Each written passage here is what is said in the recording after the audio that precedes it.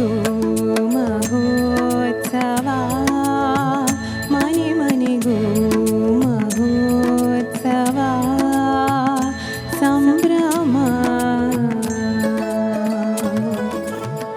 ಮನೆ ಮನೆಗೂ ಮಹೋತ್ಸವ, ಮನ ಮನಗೂ ಮಿಡಿತ ಭಾವ ಸಮಾಗಮ, ಮನ ಮನಗೂ ಮಿಡಿತ ಭಾವ ಸಮಾಗಮ, ಮನೆ ಮನೆಗೂ ಮಹೋತ್ಸವ ಸಂಭ್ರಮ.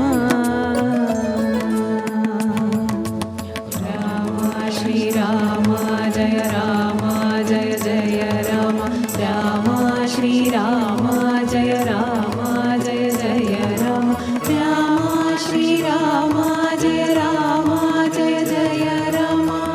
ಅಯೋಧ್ಯೆಗೆ ನೀನು ಮರಳಿರಲು, ಪೂಜೆಗೆ ಪುನಃ ದೊರೆತಿರಲು, ಅಯೋಧ್ಯೆಗೆ ನೀನು ಮರಳಿರಲು, ಪೂಜೆಗೆ ಪುನಃ ದೊರೆತಿರಲು, ರಾಮ ಶ್ರೀರಾಮ ಜಯ ರಾಮ ಜಯ ಜಯ ರಾಮ, ಮನೆ ಮನೆಗೂ ಮಹೋತ್ಸವ ಸಂಭ್ರಮ.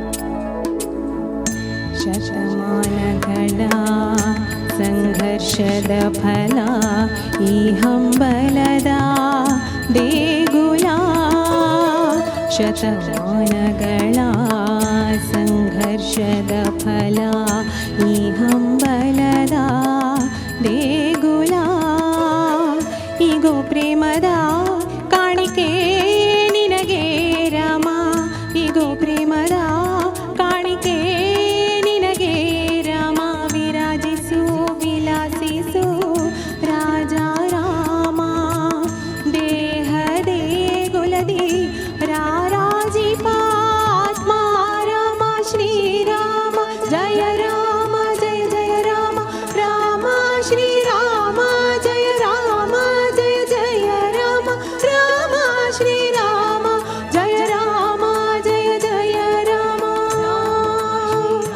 ರಾಮ ರಾಮ ರಾಮ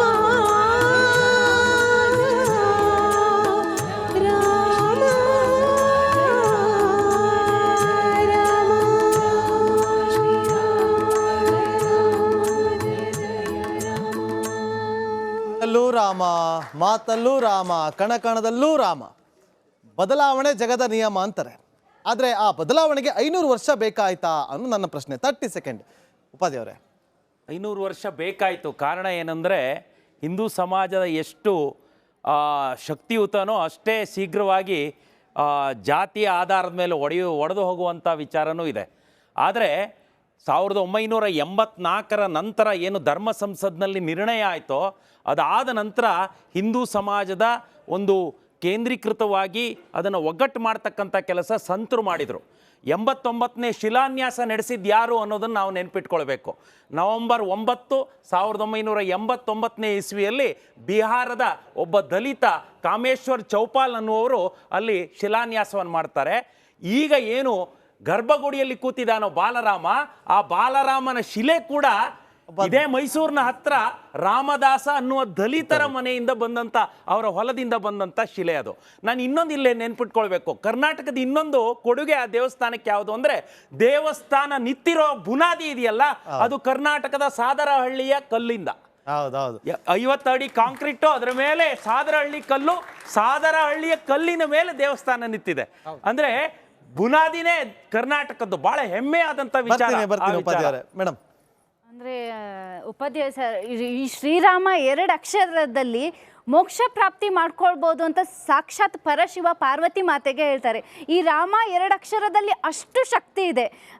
ರ ಅಂದಾಗ ನನ್ನ ಒಳಗಿನ ಎಲ್ಲ ಪಾಪ ಕರ್ಮಗಳು ಹೊರಗೆ ಹೋಗ್ತದಂತೆ, ಮಾ ಅಂದಾಗ ಮುಚ್ಕೊಳ್ಳತ್ತೆ, ಮತ್ತೆ ಆ ಪಾಪ ಕರ್ಮಗಳು ಒಳಗೆ ಹೋಗೋದಿಲ್ಲ, ಅಷ್ಟು ಶಕ್ತಿ ಇದೆ ಈ ಶ್ರೀರಾಮ. ಅದಕ್ಕೆ ನಾವೆಲ್ಲರೂ ಸಹ ಇನ್ನು ಯಾರೇ ಹೇಳಿದ್ರು ಸರ್ ಕೂಡ ಇವಾಗ ಎಲ್ಲರೂ ಜೈ ಶ್ರೀರಾಮ್ ಜೈ ಶ್ರೀರಾಮ್. ಈಗ ನಮ್ಗೆ ಯಾವುದಾದ್ರೂ ಫೋನ್ ಬರುತ್ತೆ, ನನಗೆ ಮೊನ್ನೆ ಯಾರಾದರೂ ಫೋನ್ ಮಾಡಿದಾಗ ನಾನು ಅವರಿಗೆ ನಮಸ್ಕಾರ ಹೇಳಿದೆ, ಇಲ್ಲ ನೀವು ನಮಸ್ಕಾರ ಇನ್ನು ಹೇಳಂಗಿಲ್ಲ, ಜೈ ಶ್ರೀರಾಮ್ ಅಂತ ಹೇಳಿದ್ರು.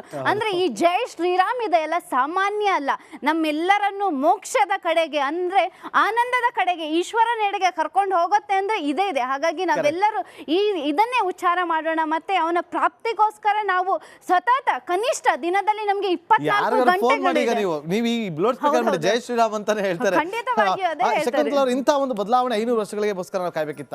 30 ಸೆಕೆಂಡ್. ನಮ್ಮಲ್ಲಿ ಒಳಗಿನಿಂದ ಬರಬೇಕಿತ್ತು ರಾಮ ಅನ್ನುವಂಥದ್ದು ಒಂದು ಶಕ್ತಿ ನಮ್ಮ ಒಳಗಿರುವಂಥದ್ದು. ನೋಡಿ, ಚಿಕ್ಕ ಮಕ್ಕಳಿದ್ದಾಗ ರಾಮ ಭಜನೆ ಮಾಡಿಸ್ತಾರೆ, ಕೂತಾಗ ರಾಮ ರಾಮ ಹೇಳು ಅನ್ನಿಸ್ತಿದ್ರು. ನಾವೆಲ್ಲ ಚಿಕ್ಕವರಿದ್ದಾಗ ನಮ್ಮ ಅಜ್ಜಿ ನಮಗೆ ಹೇಳಿಸ್ತಿದ್ರು, ರಾಮ ರಾಮ ಹೇಳು ರಾಮ ರಾಮ ಹೇಳು ಅಂತ. ಆರೋಗ್ಯದ ದೃಷ್ಟಿಯಿಂದ ಯೋಚನೆ ಮಾಡಿ ನೋಡಿದ್ರೆ ನೀವು 108 ಸತಿ ರಾಮ ಅಂತ ಹೇಳಿ ನಿಮಗೆ ಯಾವ ಸ್ಟ್ರೆಸ್ಸು ಇರೋದಿಲ್ಲ. ಆ ಸಮಯದಲ್ಲಿ ನಿಮಗೆ ಸರಿಯಾಗಿ ಹನುಮಾನ್ ದರ್ಶನವಾಗಿರ್ತದೆ. ಅದು ಆಕ್ಸಿಜನ್ ಅನ್ನುವಂಥದ್ದು ಈಗಿನ ಸಿದ್ಧಾಂತ ಪ್ರಕಾರ ಹೇಳ್ತು ಅಂತಂದರೆ, ರಾಮ ಅನ್ನೋದು ನಮ್ಮ ನಾಡಿಗಳ 2 ಸುಷುಮ್ನ ಮತ್ತು ಇಡ ಮತ್ತು ಪಿಂಗಳ ನಾಡಿಗಳು. ರಾಮ ಅನ್ನುವ ಅಕ್ಷರ, ಹನುಮಂತ ಅನ್ನುವಂಥವನು ಆಮ್ಲಜನಕ. ಸೊ ಇದು ನಮ್ಮಲ್ಲಿರುವಂಥ ಒಂದು ಸಾಕ್ಷಿ ಪ್ರಜ್ಞೆ. ರಾಮ ರಾಮ ಅಂತ ಹೇಳ್ತಾ ಒಂದು ಮನುಷ್ಯನಲ್ಲಿ ಬರುವಂಥ ಒಂದು ಪರಿವರ್ತನೆ ಇದೆಯಲ್ಲ, ಬಹುಶಃ ಅದಕ್ಕೆ ಇಷ್ಟು ವರ್ಷಗಳು ಬೇಕಾಗಿತ್ತು. ಇದಕ್ಕೆಲ್ಲಕ್ಕೂ ಮಿಕ್ಕಿ ಒಂದು ಅಂಶ ಏನು ಅಂತಂದರೆ, ಜಾಗತಿಕವಾಗಿ ನಮಗೊಂದು ಸಮಯ ಅಂತ ಬರಬೇಕು. ಆ ಟೈಮ್ ಅನ್ನೋದು ಕ್ಯಾಪಿಟಲ್ ಲೆಟರ್ಸಲ್ಲಿ ಬರೆಯುವಂಥದ್ದು, TIME ಅಂತಾರೆ ಇಂಗ್ಲೀಷ್ನಲ್ಲಿ ಹೇಳೋದಾದರೆ. ಆ ಸಮಯ ಬರೋದಕ್ಕೆ ಬಹುಶಃ ರಾಮನೇ ಇಟ್ಟ ಮುಹೂರ್ತ, ಇದು ನಾವಿಟ್ಟದ್ದಲ್ಲ. ವಿದ್ವಾನ್ರೆ, ಸಾಮಾನ್ಯವಾಗಿ ಒಂದು ಒಳ್ಳೆ ಕಾಲ ಬರಬೇಕಾದ್ರೆ ಒಂದಷ್ಟು ಕೆಟ್ಟ ಕಾಲಗಳೆಲ್ಲ ಹೋಗಬೇಕು. ನಾವು ಪ್ರತಿ ದಿವಸ ಕ್ಯಾಲೆಂಡರ್ ನೋಡಬೇಕಾದ್ರೂ ಅಷ್ಟೇ, ನಾವೆಲ್ಲರೂ ಹೊರಗಡೆ ಹೋಗಬೇಕಾದ್ರೆ ರಾಹುಕಾಲ, ಗುಳಿಕ ಕಾಲ, ಯಮಗಂಡ ಕಾಲ ಅಂತ ಈ ಥರ ಕಾಲಗಳೆಲ್ಲ ಇರುತ್ತೆ. ತಾವು ಚೆನ್ನಾಗಿ ಕೇಳಿದ್ರಿ 500 ವರ್ಷಗಳು ಬೇಕಾಯ್ತಾ ಅಂತ. ನಾವು ರಾಮಾಯಣದ ಕಾಲಕ್ಕೆ ಹೋಗೋದಾದರೆ ಒಂದು ಪ್ರಸಂಗ ನನಗೆ ನೆನಪು ಬರುತ್ತೆ. ರಾಮ ತನ್ನ ತಂದೆಯ ಮಾತನ್ನು ಕೇಳಿ ಪಿತೃವಾಕ್ಯ ಪರಿಪಾಲನೆಯನ್ನು ಮಾಡಲಿಕ್ಕೆ ಅಂತ ಹೊರಟು ನಿಲ್ತಾನೆ. ನಾವು ರಾಮಾಯಣದಲ್ಲಿ ಕೇಳಿರುವಂಥ ಪ್ರಸಂಗ ಇದು. ಇಡೀ ಅಯೋಧ್ಯೆ ತಮ್ಮ ಮನೆ, ಮಠ, ತಮ್ಮ ಹೆಂಡತಿ, ಮಕ್ಕಳು ಎಲ್ಲರನ್ನೂ ಕೂಡ ಬಿಟ್ಟು ನಾವು ರಾಮನನ್ನು ಅನುಸರಿಸ್ಕೊಂಡು ಹೋಗ್ತೀವಿ ಅಂತ ಎಲ್ಲರೂ ಕೂಡ ಹೊರಟರು. ಆಗ ಒಂದು ಕ್ಷಣ ಸುಮಂತ್ರನಿಗೆ ಡೌಟ್ ಬರುತ್ತಂತೆ. ದಶರಥನಿಗೆ ತನ್ನ ಮಂತ್ರಿ ಆದ ಸುಮಂತ್ರನಿಗೆ ಕೇಳ್ತಾನೆ, ಯಾಕೆ ನನ್ನ ಆಡಳಿತ ಯಾರಿಗೂ ಇಷ್ಟ ಆಗಲಿಲ್ಲ, ಅದಕ್ಕೋಸ್ಕರ ಎಲ್ಲರೂ ಹೊರಟುಬಿಟ್ರೇನೋ ರಾಮನ ಹಿಂದೆ, ಅಥವಾ ರಾಮ ಬರಬೇಕು ಅನ್ನೋದಕ್ಕೋಸ್ಕರ ಎಲ್ಲರೂ ಕಾಯ್ತಾ ಇದ್ರೋ ಏನೋ, ಅವನು ಹೋದ, ಅದರಿಂದ ಇಡೀ ಅಯೋಧ್ಯೆ ಖಾಲಿ ಆಯಿತು ಅಂತ.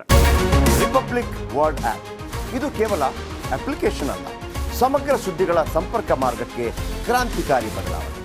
ರಿಪಬ್ಲಿಕ್ ವರ್ಡ್ ಆ್ಯಪ್ ಕೇವಲ ಸುದ್ದಿ ಅಪ್ಲಿಕೇಶನ್ ಪರಿಚಯಿಸ್ತಾ ಇಲ್ಲ, ಬದಲಾಗಿ ಡಿಜಿಟಲ್ ಸುದ್ದಿ ಬಳಕೆಯ ಹೊಸ ಯುಗಕ್ಕೆ ನಾಂದಿ ಹಾಡ್ತಾ ಇದೆ.